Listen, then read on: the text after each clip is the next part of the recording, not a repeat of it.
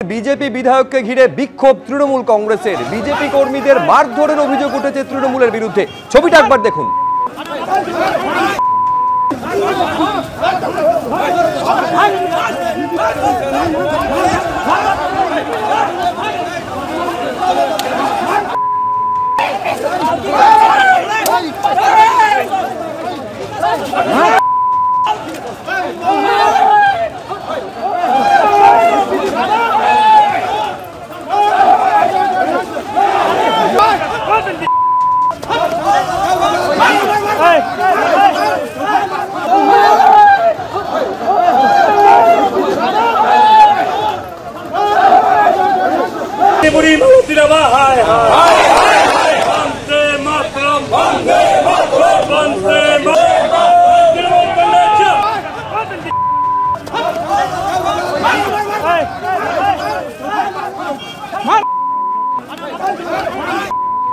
ঘটনা সম্পর্কে আরো বিস্তারিত জানবো। শুভেন্দু ভট্টাচার্য আমাদের প্রতিনিধি রয়েছেন ফোন লাইনে। ছবিতে একেবারে স্পষ্ট দেখা যাচ্ছে, শুধুমাত্র বিক্ষোভ দেখানো নয়, সপাটে চড় কষানো হচ্ছে, একেবারে বাঁশ হাতে মারধর পর্যন্ত করা হচ্ছে। কিন্তু এইরকম একটা ঘটনা কি কারণে ঘটলো শুভেন্দু?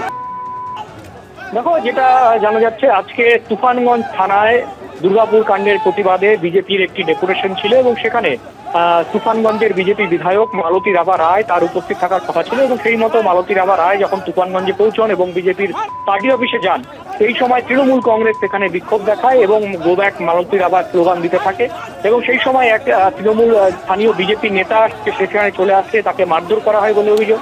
এবং এই ঘটনার পরে কিন্তু ব্যাপক উত্তেজনা ছড়ায়। তুফানগঞ্জ থানার বিশাল পুলিশ বাহিনী সেখানে উপস্থিত ছিল।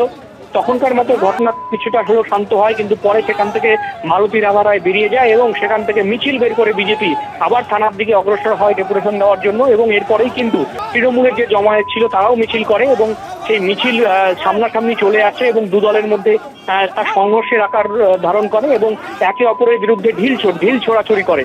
এবং এই ঘটনায় কিন্তু একজন পুলিশ কর্মী আমরা দেখতে পেলাম, তিনি আহত হয়েছেন এবং এই ঘটনায় কিন্তু বিজেপির এক মহিলা নেত্রীও তিনি আহত হয়েছেন, এমনটাই বিজেপির দাবি। ঘটনার প্রতিবাদে এরপরে থানা মোড় এলাকায় কিন্তু পথ অবরোধ শুরু করে বিজেপি, পরে পুলিশ এসে সেখান থেকে সরিয়ে দেয় এবং ইতিমধ্যেই কিন্তু পুলিশ একদিকে তৃণমূল কংগ্রেস, অন্যদিকে বিজেপি দুদলকে দুদিকে সরিয়ে দিয়েছে এবং পরিস্থিতি এখন অনেকটাই শান্ত রয়েছে।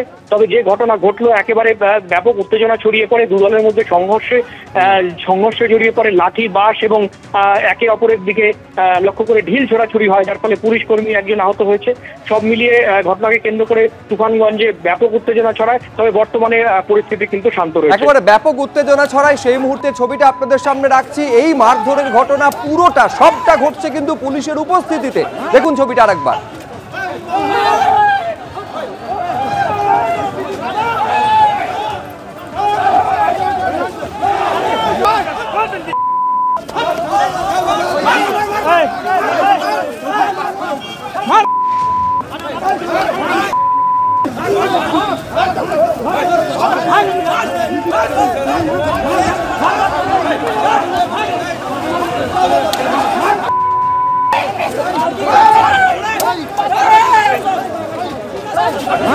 এবার যাকে ঘিরে তৃণমূলের এই বিক্ষোভ, যা ঘিরে এইরকম একটা হাতাহাতির পরিস্থিতি তৈরি হলো, সে বিজেপি বিধায়ক মালতী রাভা রায়। তিনি কি বলছেন দেখুন।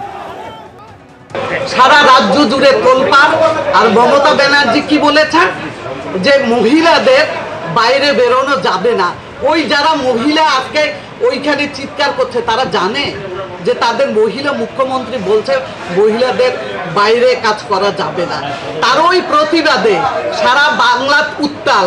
তারা ভয় পাচ্ছে যে বিরোধীরা মাঠে নামলে তাদের অস্তিত্ব খুঁজে পাওয়া যাবে না।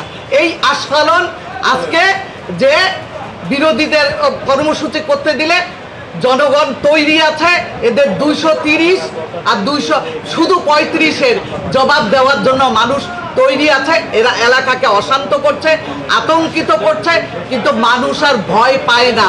মানুষ সেদিন যেমন বামফ্রন্টকে ঝেঁটিয়ে বিদায় করে দিয়েছে, তৃণমূলকে 26-এ ঝেঁটিয়ে বিদায় করার জন্য সাধারণ মানুষ তৈরি আছে।